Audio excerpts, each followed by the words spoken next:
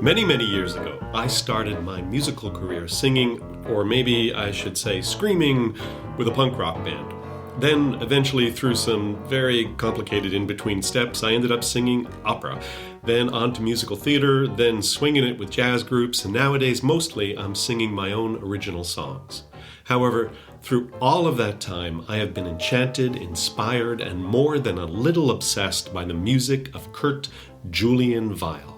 I've sung his music accompanied by rock guitar, punk bands, and jazz quartets, and I have never grown tired of his songs. And I believe that is because Kurt Weill himself was a wild and crazy punk rocker. And that is what I intend to prove in this episode. Welcome to the Weimar Spectacle, where I explore the brief and extraordinary life of the Weimar Republic. My name is Bremner Fletcher. I'm a singer, actor, and theater maker, and I've spent years performing songs in theater from the Weimar period, and I'm inspired and maybe more than a little obsessed by that moment in time. You'll find a transcript of this episode and images from the episode on my website at bremnersings.com, BREMNERSINGS.com. So, my big idea for these podcasts is that the Weimar Republic invented everything about the modern world, and we are still dealing with all the possibilities and the problems it gave to us. And to prove this possibly unprovable idea, I'll be exploring the arts, politics, science, architecture, social innovations of the Weimar period, and, of course, the terrible and irresistible rise of the Nazi Party. So, if you are, say, a Velvet Underground fan who wants to know how and why Lou Reed ripped off Bertolt Brecht's poetry, or maybe you're an art history student curious about Andy Warhol's roots in the Weimar mass spectacle, then this is the podcast for you. I became aware of Kurt Weill's music around the same time I was sticking safety pins in my leather jacket, dyeing my hair blue, and leaping into the mosh pit for bands like Black Flag and the Dead Kennedys. Something in Weill resonated inside of me. I knew nothing about Germany between the wars, nothing about the social and political turmoil that produced artists like Weill and Brecht and Otto Dix and Walter Benjamin. But right from the start, my brain put Kurt Weill into the ranks of real musicians. Kurt Weill must have been a punk rocker. Yet now, many years later, I wonder if I can express that a little more eloquently. Now that I've read the biographies, the letters, listened to early works and last works, studied the musicals that were a success and the ones that were a disaster, now that I have sung so many of his wondrous, complex songs. Because Kurt Weill wrote extraordinary songs. Mostly for specific music theater shows, but his songs live on outside of them. He wrote songs of desire and love, hatred and anger, hope and renewal. And why did Weill have such eclectic brilliance? Well, I think that unlike other musical theater writers of the time, like Gershwin or Porter or Rodgers and Hammerstein, Kurt Weill was forever marked by his life in Weimar Germany in the 1920s, when the country was being ripped apart by violence and racism and economic strife, and yet was at the same time idealistically striving for a new beginning. And in response, I think Weill learned to shift between the sublime and the shocking in a heartbeat. I have been in Berlin a couple of times. Once, a long time ago, I hitchhiked to Berlin through Bulgaria and Romania when they were still run by the Soviets. I was in Istanbul, sleeping pretty rough, and on the highway just outside the city, this German guy pulled over in a Volkswagen and offered to drive me all the way to Berlin, and took a shortcut through these authoritarian police states. At the time, it seemed incredibly generous of him. I thought, in retrospect, I wish he had told me about the 4 kilos of hashish he had stashed under his trunk that he was also driving to Berlin. Or then again, maybe I'm glad he didn't tell me. I would have died from fear. And when we got to Berlin, it was gray and damp, and I stayed in a half-ruined squat with other punk rockers and anarchists, and we drank cheap vodka out of huge bottles with tinfoil lids. That is to say, once you'd peeled back the top of those large bottles, there was no way to close them. And I went back a few years ago to see the new shiny Berlin filled with art and music and money and shopping malls and wild, ambitious goals. But nothing compares with Berlin in the 1920s because there has never been a city like it before or since. Imagine the most exciting city in the world and the most terrifying.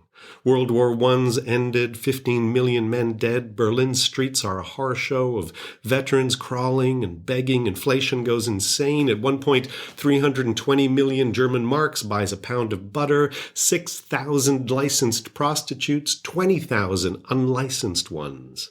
You want to get tied up? An entire neighborhood for that. You like boys, you like girls, girls, you like girls who like girls, boys who like boys, boys who like animals, entire neighborhoods for each. But most importantly, there are dozens of theaters and little cabarets and performance spaces that are inventing modern music, modern theater, and modern art. And into this amazing chaos walks Kurt Weill, the 20-year-old musical son of an Orthodox cantor. He hooks up with Lotte Lenya, part-time actress, part-time cleaning woman, part-time prostitute. They hook up with Bertolt Brecht, professional, angry young man, and together they write the Threepenny Opera. A show about a city where murderers and pickpockets are in charge. And goddamn, it sounds like they had such a great time doing it. I love this quote from one of Lotte Lenya's letters. She says, I'll just try my mock German accent here. Often, I went along with Kurt to Brecht's studio. They invited us all to contribute our ideas. Out of these prolonged, fantastic, and often hilarious discussions, Brecht and Weill would draw what suited them. Now that all this is history and solemn critical essays and books pour out in increasing volume, who would know how much fun went into all of this? For those of you who don't know Lenya, as much as I am incredibly proud of my recordings of Weill songs, I have to say her interpretations are the classics. So check them out. And whether or not you're a fan of the music, you might actually have seen her in person, since many years later, she has her moment of great fame when she appears in a James Bond movie, From Russia with Love, a classic. And she is the deeply sadistic Russian villain Rosa Klebb. Her work in the film is just amazing and verging on completely over-the-top evil camp. You have to see it. Go out and rent it immediately and just bask in her evilness. Kurt Weill was born in Dessau, Germany, and as I said, the son of an Orthodox synagogue cantor. So music was in his bones and his upbringing. By the age of 12, he was already composing and producing concerts in the empty hall above his family's home.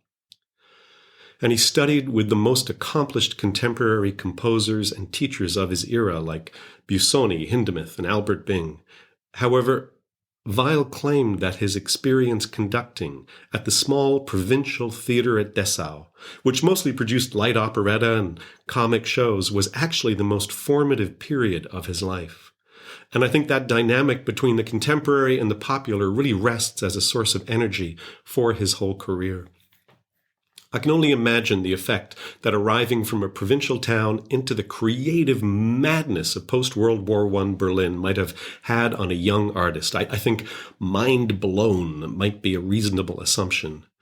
However, normally he would have followed the expected path of a classical composer, that is, advanced studies with stars from the period, some study abroad, compositions, premiering at festivals, and eventually a nice steady position as a teacher or the acclaimed head of a department in a university.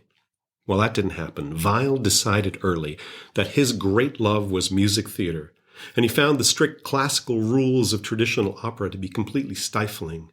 He wrote, "With the Threepenny Opera, we reach a public which either did not know us at all or thought us incapable of captivating listeners. Opera was founded as an aristocratic form of art. If the framework of opera is unable to withstand the impact of the age, then this framework must be destroyed. In the Threepenny Opera, reconstruction was possible insofar as here we had a chance of starting from scratch." Perhaps his friendship and partnership with the young writer and critic Bertolt Brecht should not have been surprising. All his life, Weill searched for talented, innovative, and socially committed collaborators, and Brecht was the rising star in Weimar's literary scene. They create Threepenny Opera in 1929, and it is a success du scandale and makes Weill, Brecht, and Lenya into stars. The show is based on a piece of English musical theater from the 1700s called The Beggar's Opera, which in its time had also been a success du scandale. And Threepenny also includes four ballads by Francois Villon, the notorious criminal French poet from the Middle Ages. The original Beggar's Opera had satirized a fad in London for an extremely mannered and foreign style of Italian opera, and Brecht and Weill's work likewise attacks the hypocrisies of Weimar society, and at the time there is a lot to attack. Threepenny Opera is written throughout 1928, and already things in Germany are really not looking good. I mean, in fact, in 1923, the head of Germany's steel industry had already said, "The German labor force must be ordered to work harder. A dictator must be found, equipped with the power to do whatever is necessary." Weill writes, "Brecht and I toured factories and mines. Then it became clear the terrible horror down there, the boundless injustice that human beings have to endure, just so Krupp Industries can add another 5 million to their 200 million a year. This needs to be said, and in such a way indeed that no one will ever forget it." Threepenny Opera was a massive success. And this is the moment I love, the moment all artists dream about. You become a star. Most of us labor in the show business trenches all of our life, but we all kind of dream about that big hit. And for Kurt and Lotte and Brecht, that was Threepenny Opera. It changes everything. Lotte Lenya becomes a star, Kurt Weill becomes a household name, and they had already fallen in love and started this extraordinary lifelong relationship that sustained them through so many trials to come. And honestly, it was kind of an odd relationship because I think they were madly in love. I mean, it's hard to say. You know, they get married, divorced, remarried, and they have what seems like hundreds of lovers. So I'm sure they were in love, but sometimes reading their letters, it's confusing. Let me quote from 3 or 4 of them. This is Weill. "Dear Lenya, we've really solved the problem of living together, which is so terribly difficult for us in a very beautiful and proper way." Lenya, "Dear Kurt, I picked up crab lice. I got some stuff in a drugstore. Those trains are filled with soldiers and they are just dirty beyond belief." Kurt, "Dearest Lenya, you need a human being who belongs to you, because there has to be someone to whom you don't need to lie. Such a step would not be possible without a strong commitment of what you call, with a shrug of your shoulders, feelings. Let me be your pleasure boy, more than a friend, but less than a husband." Lenya, "Dear Kurt, I'm game for anything, and you could be completely independent, but you know that anyway." And Kurt writes, my dear Lenya, I believe we're the only married couple without problems." Whether or not Weill and Lenya were in love, they were definitely in lust. You can tell from the way they sign off their letters. Lenya writes at the end of one letter, "O Weilchen, Glätchen," which means, "Dear Weili, my little Baldy."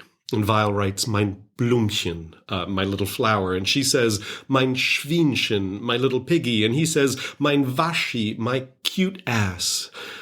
And she writes, "Mein Affenschwanz," my little monkey tail. So naturally he replies with the endearing, try my German here, "Deiner Glätchen, ich verbleibe in ausgezeichneter Hochachtung, deiner ergebene Affenschwanz," which means roughly, "Your little Baldy, I remain in extraordinary high respect with my highly erect and devoted little monkey tail held very high."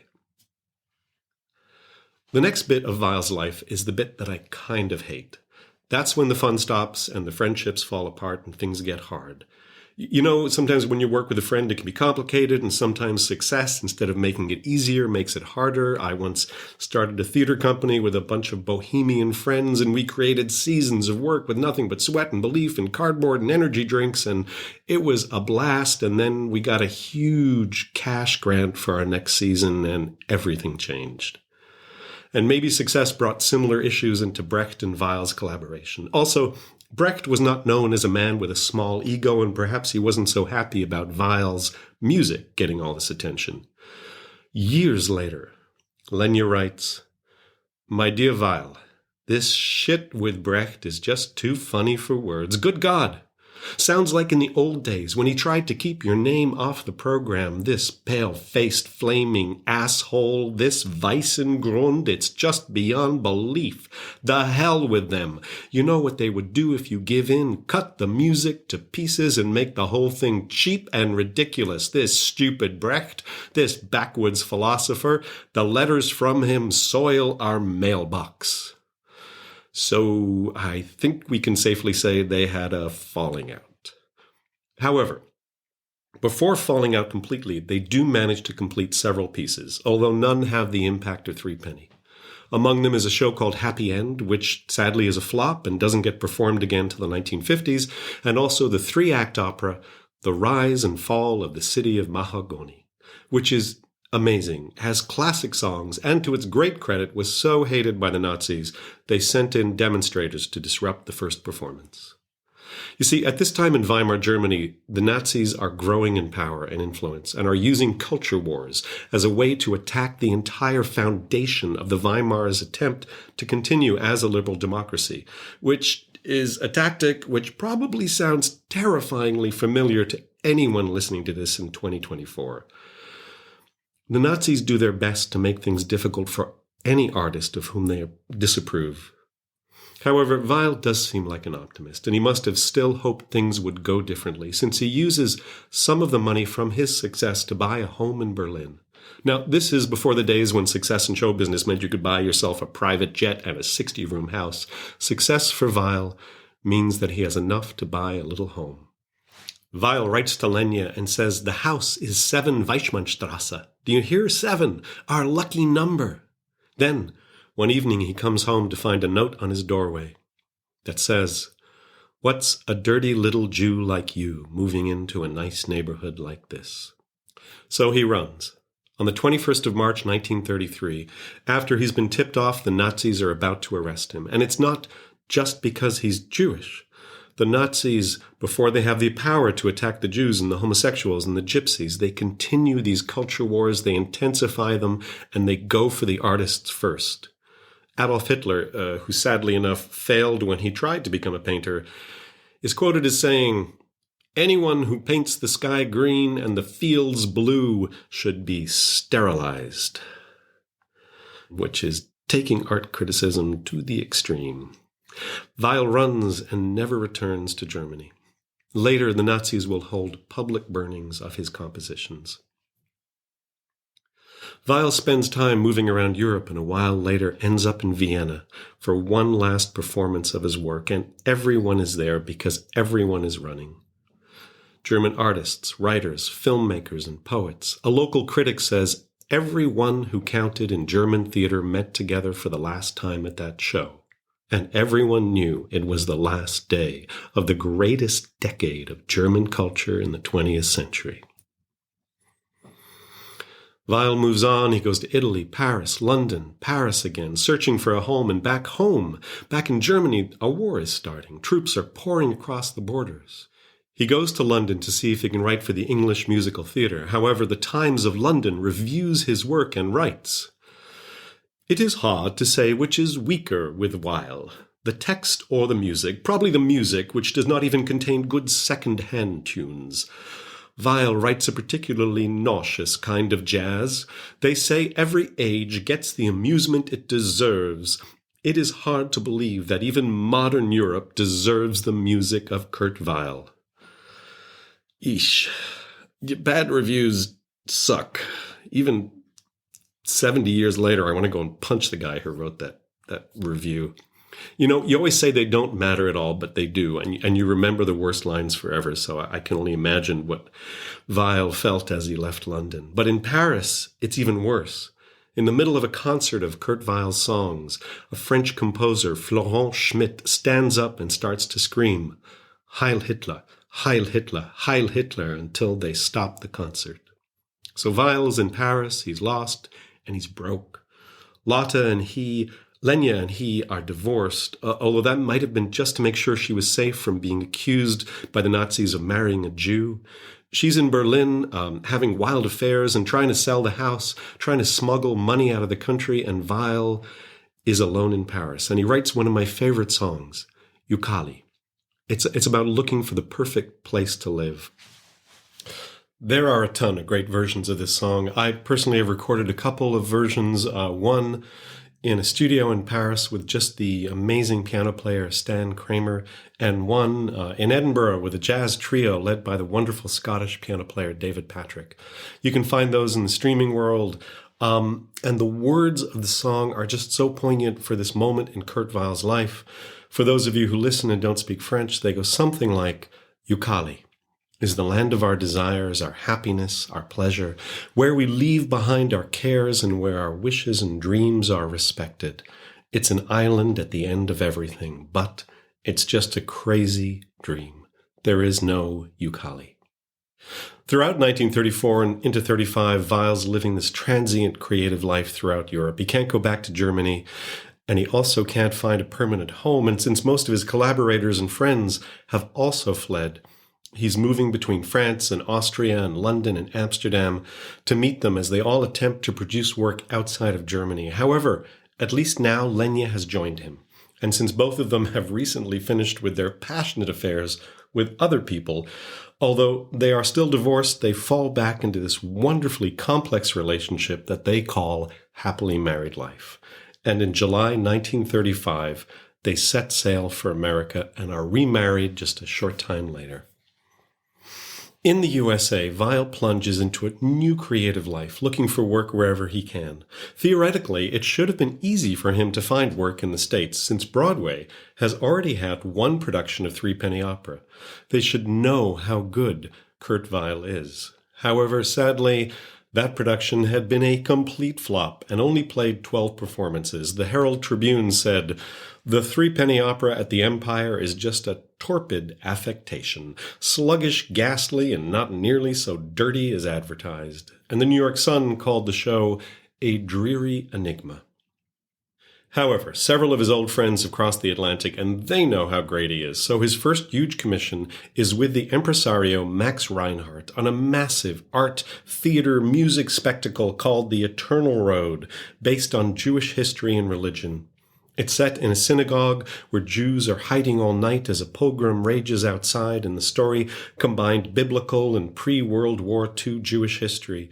And although the show was very well reviewed, it was so gargantuan with 245 actors and 6-hour running time, it could not sustain itself, and Kurt Weill never received a penny for his work.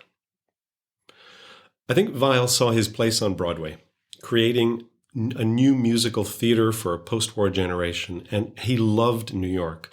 But still, like so many of the other Weimar refugees like Billy Wilder and Marlene Dietrich, he eventually heads to Hollywood, hoping to put his talents in the service of the movies and to be well paid for his work. But it was evident that his heart was not in it. He wanted to get back to theater. He writes to Lenya, "My dear Lenya, it was a typical Hollywood evening. Marvelous food on magnificent dishes, conversations exclusively about Hollywood and movies, on and on and on until everyone was plastered. Then they sang awful songs and told rotten jokes. And Lenya, those were the nice people." And after only 6 months, and having the musical score he had written for a movie discarded by the studio, he returns to New York City and his life in the theater. Weill's Broadway shows don't get revived that much. Maybe that's because he insisted on working with collaborators who didn't just write boy meets girl stories. He always loved the complex and the dark, and Weill was constantly seeking collaborators who were, well, maybe left-wing isn't the right word, but socially engaged. From Ogden Nash right up to the star of the Harlem Renaissance, Langston Hughes, Weill was always trying to find ways to put ideas about social change and society on stage. He worked with the socially engaged group, a theater group called, actually, Group Theater, that was in Manhattan, and they created a show together based on the satiric novel The Good Soldier Schweck, which was about a naive and idealistic young man who, despite his pacifist views, leaves to fight in Europe in World War I and then tries to stop the war after meeting a young German sniper of the same name, who believes that the soldiers must all unite. Weill's one really big Broadway hit, Lady in the Dark, is a complex musical comedy about psychoanalysis. But even if the shows don't get remounted that much, the songs from those shows are just amazing. Speak Low, My Ship, September Song, and Lonely House have all entered the repertoire of the American Songbook. Indeed, the 1940s in the USA might not have been a great time to come out and declare yourself to be a radical socialist and create left-wing musicals, not if you wanted to work on Broadway, but still, Weill never stopped trying to make work that had a social message. His last completed show was based on the novel Cry the Beloved Country, about social injustice in South Africa. The most amazing song in that show is Lost in the Stars. Check it out. It's so beautiful. Sung at the moment when the black Anglican priest Stephen Kamalo goes to Johannesburg to search for his lost child. My favorite quote from Weill, one that really resonates with me, is about the radical uncertainty of working in theater and performance and art. Having myself created shows that got like 5-star reviews and toured the world to wild acclaim and sold out opera houses, and other shows that got 1 star and played 3 performances, and in which I sang to the only person who bought a ticket, I can relate to this quote just so much. Weill writes to Lenya and says, "My dear Lenya, they're all a bunch of pigs. Gossipy, low-life rabble. They've thrashed me wildly. The same newspapers that hardly a year ago couldn't contain their enthusiasm. For all this, there is only one answer. Just keep going. If the whole thing blows up, it has the one advantage. I can go back to my Lenya and my little gray house. But that's the theater. It wouldn't be so much fun if it weren't so dangerous, so unpredictable." And then he dies at the age of 50. So young. Lenya outlives him by 31 years. And it sucks. He'd only been in the USA for 15 years, and most of that was the war years. And he was just starting to make an impact. In 1935, at a concert to welcome him to America, only 150 people showed up. And 15 years later, his memorial service has to be held in a stadium because 10,000 people show up. Then in 1954, ironically and wonderfully, 4 years after his death, they revive Threepenny Opera on Broadway, and this time Lotte Lenya sings the lead. It plays 2,611 performances, making it, at that point, the longest-running musical in history. Lenya writes to a friend, "Mac the Knife has been recorded by 17 different companies. You hear it coming out of bars, jukeboxes, taxis, wherever you go. Kurt would have loved that. A taxi driver whistling his tunes would have pleased him more than winning a Pulitzer Prize." Kurt Weill's favorite city in his new country was New York, and in that city he most adored the bustling automats, the semi-automated populist diners that were the crossroads for every type of person in 1930s America. Weill loved milkshakes, that quintessential American drink, and I imagine him with a milkshake in front of him, discussing new projects with writers like Langston Hughes and Ogden Nash, and all the while his bright eyes surveying the bustle around him, the secretaries, the businessmen, the taxi drivers, the newspaper boys, all the dreamers and strivers of Manhattan. I imagine how inspired he must have felt. I imagine he would have been delighted by the possibility that he might have a chance to explore their lives on stage, and soon all these people might be humming his songs. When I first realized I loved Kurt Weill's songs, I bought this huge biography of him, and in it immediately I found out 2 things. One that terrified me, and one that, kind of made me think that maybe I might love him. And then I shut that book for almost 10 years because of that first fact, which was how tall Kurt Weill was.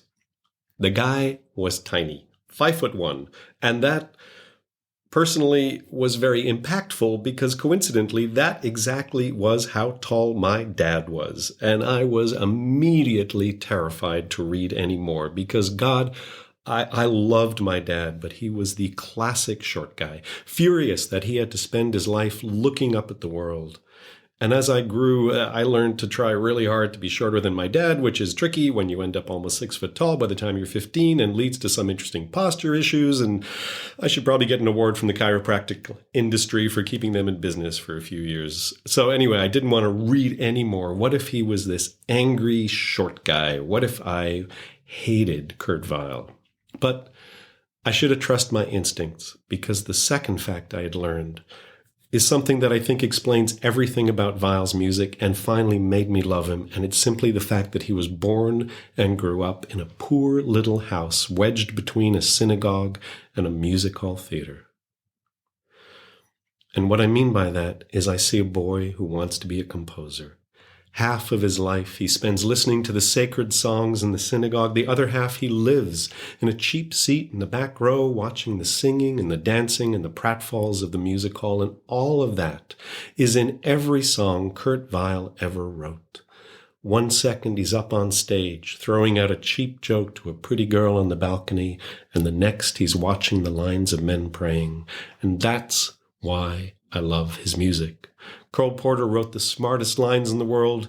George and Ira Gershwin knew exactly what people wanted to hear, but only Kurt Weill could write a song you can sing in a church or a cabaret. So that is the short and amazing life of Kurt Weill. There's so much more to say. I should come back with another episode and delve deeper into his time in America and all his work on the writing for the American government during the war. But don't, wait a second. I can't stop here. I promised you I would prove that Weill was a punk rocker. Okay, here's my argument. On my first album, working in Paris with the amazing piano player Stan Kramer, for the song Alabama Song, I asked Stan to put all the punk rock energy he could into that song, and I tried to channel the opening lines with as much punk energy as I could remember. Happily for me and posterity and that recording, Stan interpreted that suggestion in the most elegant French version of punk rock that can possibly be imagined. However, I still think it was the right way to begin. Since even if Weill didn't have the leather jacket and the multicolored hair, in his rebellious life history, you can see a bit of punk rock. But also, think about it. The actual definition of punk rock is summed up in this quote.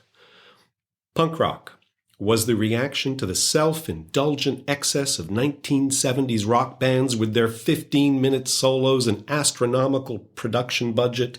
Punk rock was created by a generation that came of age in the 70s and believed that the hippie ideals of peace, love, and understanding were hypocritical, evil, and doomed to failure. Kurt Weill came of age in the Weimar period, which had just seen the excesses of the Belle Epoque drive a whole continent into a nightmarish war. The musical generation before him included composers like Mahler and Strauss, whose symphonies demanded an army of musicians, not to mention choirs and vocal soloists, and their lush, overblown musical language came directly out of the nationalistic romanticism of Wagner. So just like the 70s punk rockers, the young Weimar punk Kurt Weill decided to turn all that on its head. Which brings me right back to the big idea of this whole podcast series. And that is, if some of the concerns and desires in these stories seem familiar, well, they should, because I believe the Weimar Republic helped give birth to the modern world. Thank you so much for listening to this episode. Hit subscribe or follow or whatever your particular app tells you to do if you want to know more about the next episode. I don't have any advertising budget for the show, or really a budget at all. I'm just an obsessed singer repurposing an old microphone. So if you leave a review for the show or hit the star button, well, it encourages the podcast to be found by other listeners. So for the listenership, that'd be wonderful. And I hope you'll join me in the coming months as I explore more about the strange birth, life, and death of an experiment in creating a new society. I'll put images for this episode onto my website, bremnersings.com, BREMNERSINGS.com. You'll see pictures of young Kurt Weill, a little bit older in America, Lenya in all her glory, Brecht, the first performances of Threepenny Opera, and various moments from Weill's life. And I should just say, who the hell am I to discuss Weimar? Well, I am not a sociologist. I am not a political scientist. I can't even say political scientist. I'm not a political scientist. I'm not a historian. I'm an obsessive artist. A singer, a playwright, cabaret performer, who's been obsessed with the arts and the music of the Weimar Republic all my life. I've recorded 3 albums dedicated to the music of this time, and particularly the music of Kurt Weill and Bertolt Brecht. If you want to listen to them, just search for Bremner Fletcher in any music streaming site, and you'll find all of my albums. And if you want to know more about my work, see the images from this period, or read a transcript of this episode, or maybe even, if you're similarly obsessed, suggest a Weimar subject for an episode, check out bremnersings.com, BREMNERSINGS.com. Thank you so much for listening. I hope you'll join me next time for another stroll through the amazing creative madness of 1920s Germany. Thanks. Bye.